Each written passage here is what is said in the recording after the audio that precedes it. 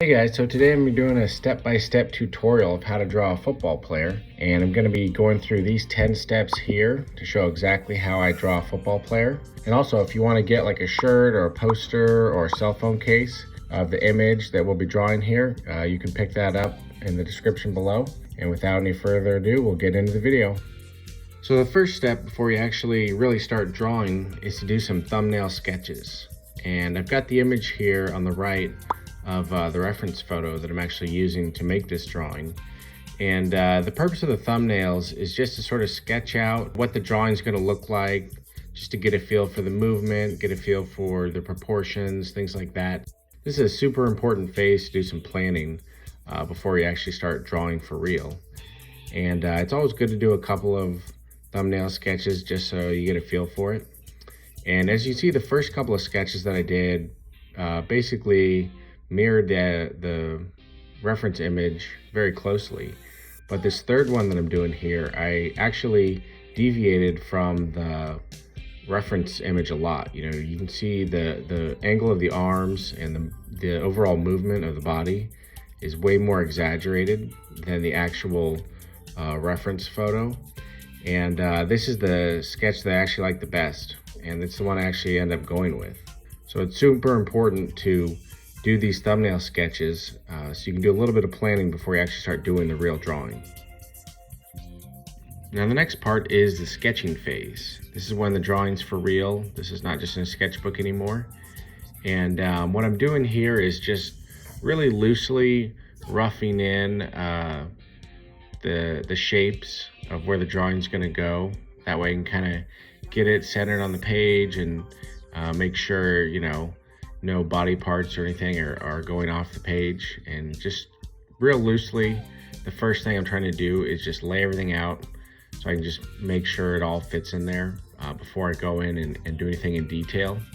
And I've got the original reference photo up here, and as you can see, the pose that I drew, it's similar to the original reference, but I exaggerated it. And you know, one thing that I see a lot of people who draw football players, and I see them, they fall into the trap of just copying the reference photo that they're drawing just exactly. You know, they're just copying it exactly the way they see it. That's how they copy it. And you know, to me, I don't think that's the way you should do it. You know, this is art, and you know, this is not photography. And you know, you can draw whatever you want. So I think you should make things better than how it actually looks in reality. You know, you should make the pose more dynamic, more exaggerated. You know, make the player more muscular. Just make everything look cooler than how it was in real life. I think that's extremely important. You know, if you're not going to make it better, then you might as well just be a photographer, because obviously photos look way more accurate than a drawing's going to be. But I think the benefit of doing a drawing is that you can exaggerate things. You can make things look better than reality. So definitely take advantage of that, and don't just settle for copying the image exactly how it is in real life. Make it better. You know, this is art. Make your drawing better than what the real life reference photo is. But you can see here that I'm doing a lot of erasing.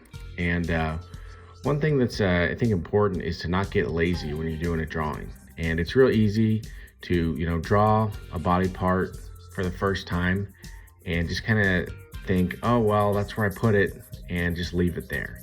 But you know, this arm that I drew, for instance, was too big, and you know, the proportions are just going to look weird when it's all said and done. So don't be afraid to erase. I know you may spend a lot of time drawing a body part, drawing a hand, drawing a face, but if it's not working, if the proportions aren't right, you have to erase it and you have to start over.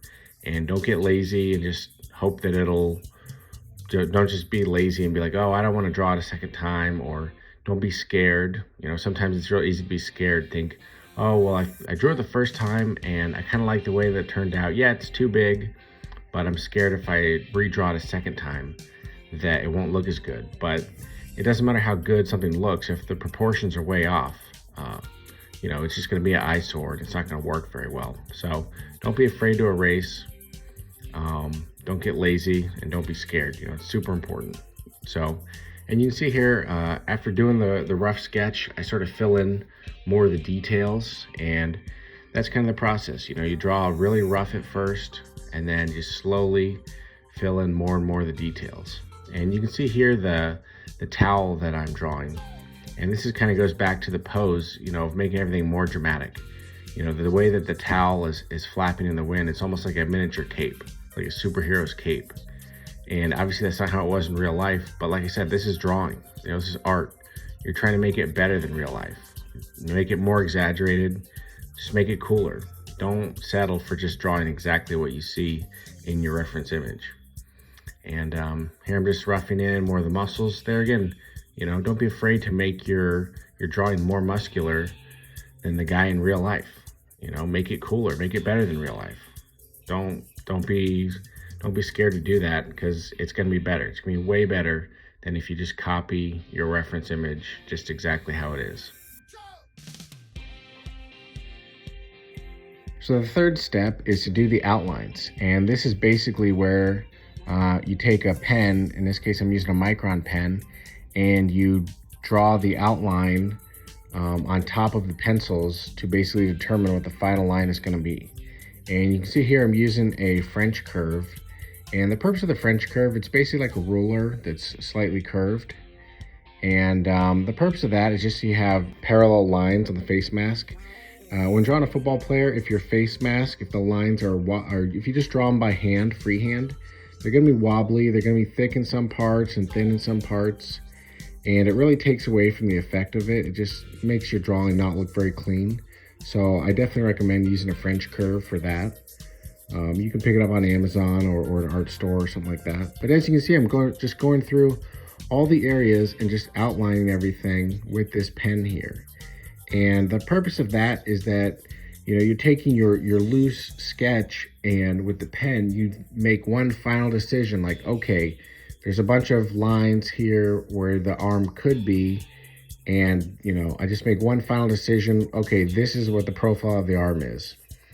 And, you know, and then afterwards, you'll just erase away all of the pencil lines. And this basically sets you up for the next step and allows you to go from, you know, very loose pencil to very tight pen lines, so that when you go into the next step, like I said, it'll be very clean, and you'll be able to continue the drawing with a sort of a clean slate that doesn't have all these crazy pencil lines all over the place.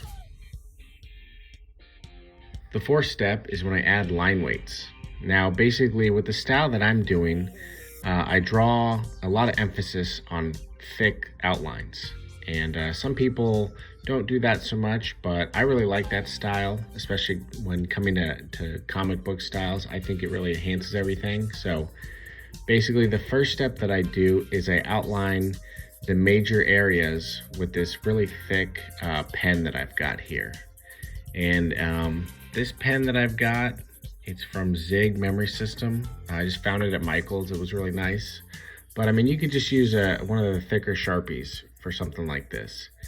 And basically, like I said, I'm just putting a really, really thick outline around the large areas that are basically separating large objects. So for instance, separating the helmet from his neck, separating the hand and the arm from the front of his jersey, separating the football from the jersey, separating the jersey from the arm.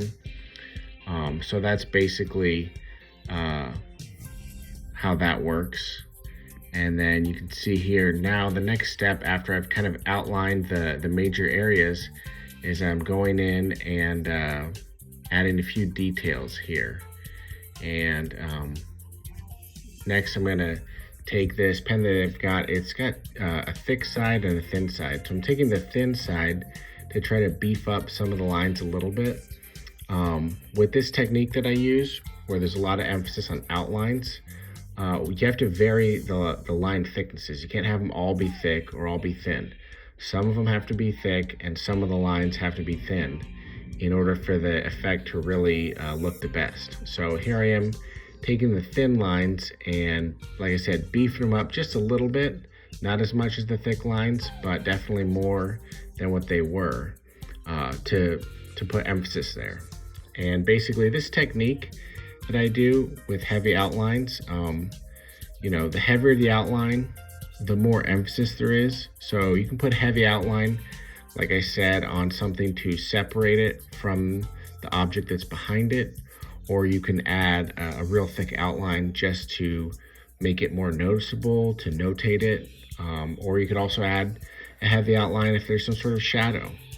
But this is the style that I've sort of grown into in the past year, and I've obviously been influenced by many other artists to come up with this style, but it's the style that I'm using now and I really like it. And it's also a style that goes hand in hand with coloring the drawing in with markers afterwards. If I was just doing a black and white drawing with no color, then I would add a significant more amount of large areas of just flat black in the drawing. But because I know that I'm going to be coloring it in, I leave the vast majority of the spaces wide open so I can put color in there. And you can see here, even when I'm doing the shadows, I add a little bit of extra black for the shadow, but not too much. And after I've done the shadows here, I'm really doubly beefing up some of the lines, just sort of the outline around the whole perimeter of this guy. And like I said, that's basically just to make him stand out from the background and for emphasis there.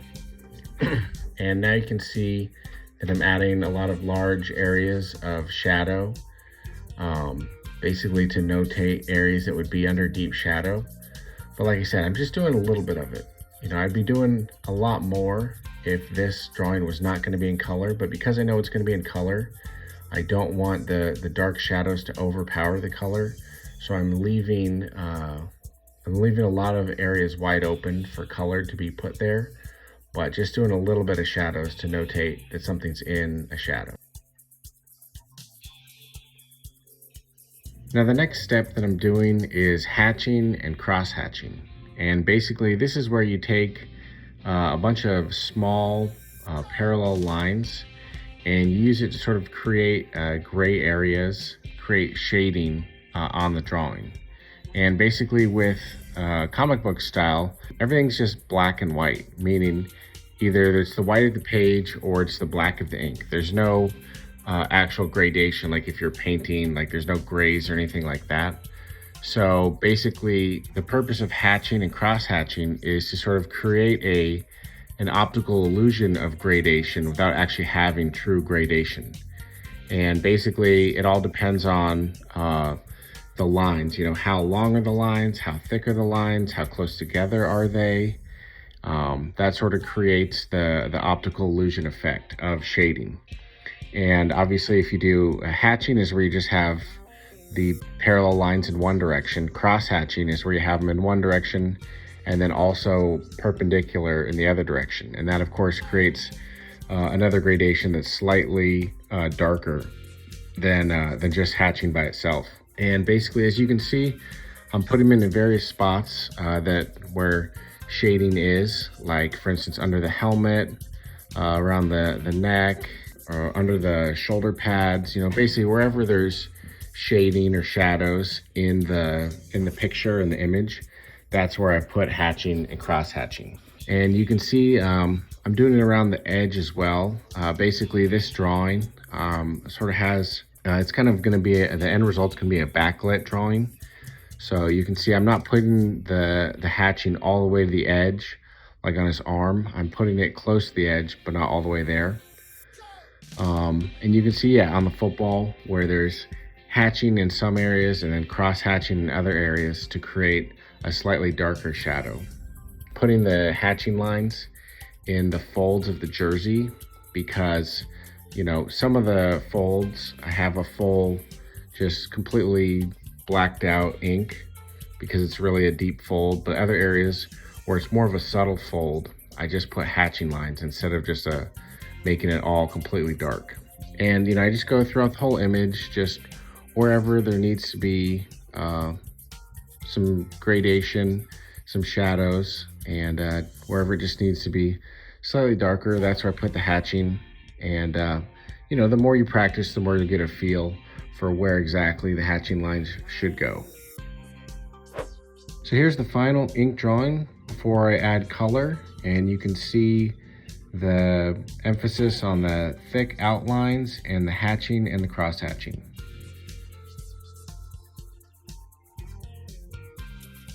So now we get to the exciting part, and that's adding color. And this is a really exciting step, really brings the drawing to life, adding that pop of color, making it a lot more realistic and like I said, really come to life. First thing I'm doing here is I'm adding a base layer of color. So I'm starting with the red here for the jersey and parts of the helmets. And I'm using Cali Art alcohol markers. And the beauty of the alcohol-based markers, unlike water-based markers, is that it's a lot easier to get an even tone because you can just keep going over and over the same area multiple times with the marker, and it won't create a bunch of streaks. It'll all kind of blend together. So that's why I really like the alcohol markers a lot. That makes them really nice. But basically for the base layer, you want it to be a lighter color if possible. You have a color that's really light. I don't really have a light red because it would just look like pink. So the base layer that I'm using for the red here is about the same color that I want the final drawing to be. But then as you see, I put the yellow on. The yellow base layer is much lighter than the final drawing. And this is because I'm gonna be backlighting all of the colors. In order to get the backlight effect, the base layer basically is gonna end up being my highlight layer. So it has to be as light as the highlight. With markers, you can always go darker, but you can't go lighter once you put something down. So for the base layer here, make it the lightest version of the color that you're using. And as you can see, I'm doing the same thing with the arms here. Now, I left the area where the face mask is blank because I'm gonna cover that in last, but that basically I left alone to indicate that it's gonna be glass or plastic. It's still a little bit see-through, but not just completely. So that's a cool optical illusion effect there for face masks if you're drawing a football player. The next step is to create the backlighting effect. And now the way you do this is by taking a color that's slightly darker than the base layer and coloring in the shadow areas, but you don't color all the way to the edge. You leave a slight gap between the shadow and the edge, and that's what will create the backlit effect. So you can see here on the white areas, I'm using a warm gray 1, which is very subtle shadow area to create that backlit effect. And then I'm going over it with like a warm gray 2 and maybe a warm gray 3 to sort of accentuate some of those shadows. But as you can see, I don't color all the way to the edge. I leave a gap for the highlight to be just pure white, and that's what creates that backlit effect there. And then I'm also putting some more shadows in, like on the face mask and things like that. And then for the jersey, there again, the same way to create that same effect. You color in the shadow areas, but you don't color all the way to the edge. You leave a gap between the edge of like his arm or, on his leg or his jersey. You leave the sort of rim highlight right around the edge of his body, where you allow it to basically be lighter than the shadow area, and that's what will create that backlit effect. And same with the yellow areas, the helmet and the pants.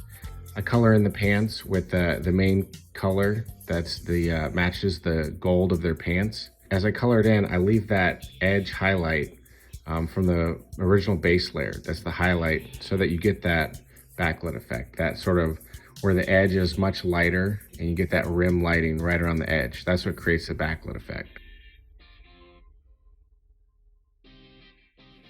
Now lastly, I add in some shadows, and this is an effect that really enhances the backlighting effect. Basically, you take a third color that's even darker than your backlit base layer, and you apply it just on the edge of where the backlighting meets the highlighted area. That'll really enhance the backlighting effect. If you look at an object in real life that's backlit, the area right before the highlight is going to be the darkest. It's actually going to be darker than just the main area of the object. So adding in this extra layer of shadows is really going to beef up that backlighting effect and make it more dramatic.